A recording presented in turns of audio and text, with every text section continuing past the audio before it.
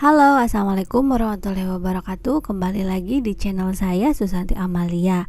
Pada kesempatan kali ini, saya akan membahas latihan soal berikutnya yang ada pada modul 2. Kalau kemarin kita sudah membahas tentang personal letter, lalu invitation. Nah, sekarang kita lanjut ke announcement. Bagi teman-teman yang belum melihat video-video sebelumnya, silakan linknya di deskripsi ya. Nah, seperti biasa, saya ucapkan terima kasih kepada teman-teman yang udah subscribe, dan yang belum jangan lupa untuk di-subscribe dulu. Oke, bahasan kita sekarang adalah tentang announcement. Nah, an announcement is a statement made to public or to the media which gives information about something that has happened or that will happen. Jadi announcement ini adalah statement yang dibuat untuk masyarakat atau umum, atau ya masyarakat publik gitu, untuk umum atau kepada media yang memberikan informasi tentang sesuatu yang telah terjadi ataupun yang akan terjadi. The announcement of something that has happened is the act of telling people about it. Nah, kalau misalkan announcement-nya tentang apa yang telah terjadi, jadi announcement itu memberitahukan kepada orang-orang, jadi seperti halnya dengan berita gitu ya. An announcement in a public place such as newspaper or the window of a shop is a short piece of writing telling people about something or asking something.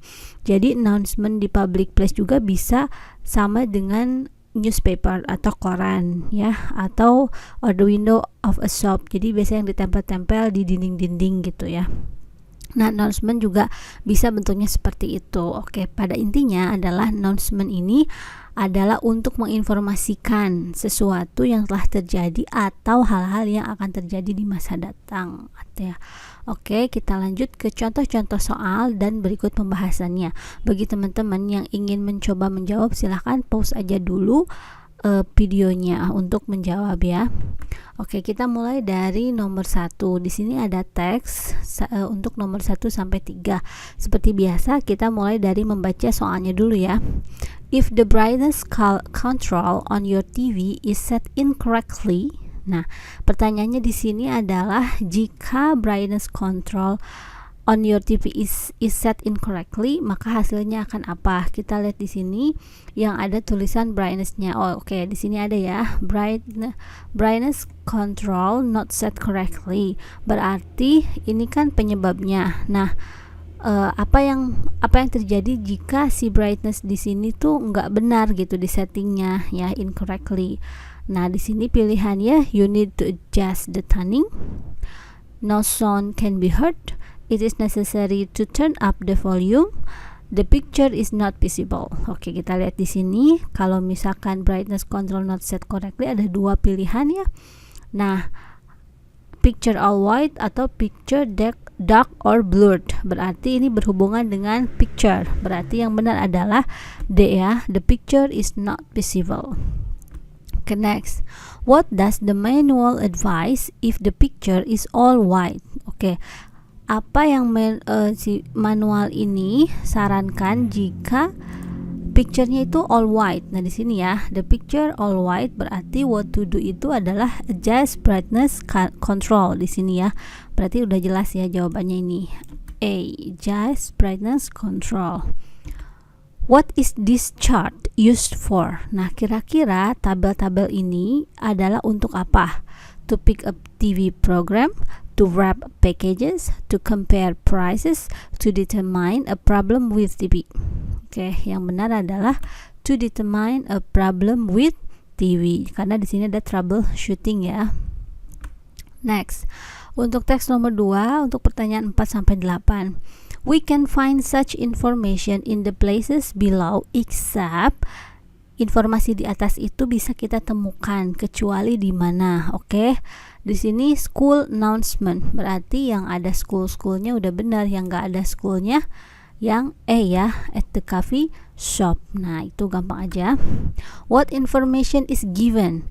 Artinya informasi apa yang diberikan. Nah, ini kita harus membaca sekilas dulu di sini. Do the intensity of the upcoming winter storm. Oke.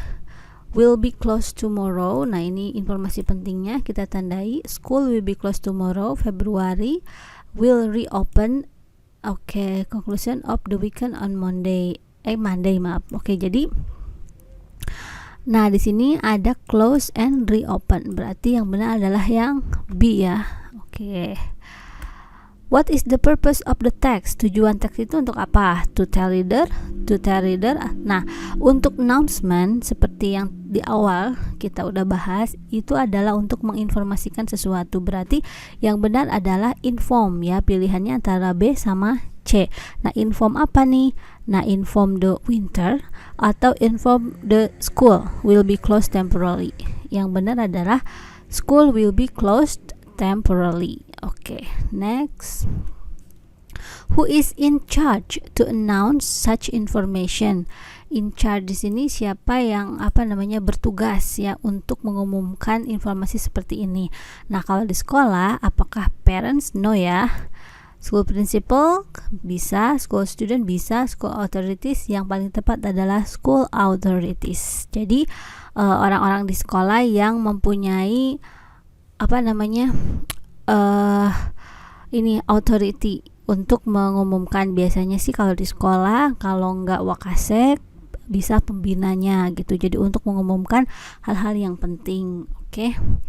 Next, why did the school need to announce this information? Jadi kenapa sekolah ini harus mengumumkan informasi ini? Kira-kira kenapa? Nah di sini ada ya. Due to the intensity upcoming winter storm. Berarti apa? Winter storm, the weather condition ya. Oke, next.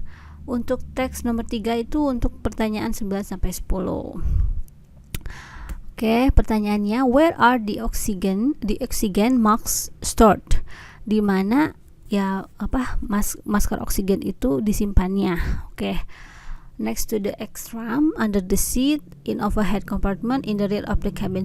Sebenarnya kalau misalkan kita nggak baca teksnya, kalau misalkan kita kebetulan pernah naik ke pesawat, pasti tahu ya bahwa masker oksigen itu adanya di atas, berarti in overhead compartment. Nah, kita buktikan nih di teks juga disebutkan, in the event of an emergency, please go to your seat and fasten your seat belt. Attendant will be on hand to assist you. Electronic device should be turned off as this could interfere with the pilot's radio transmission. Okay, so the cabin loose. Nah, oxygen mask will automatically fall from the overhead. Berarti otomatis jatuh dari atas. Berarti in overhead compartment ya.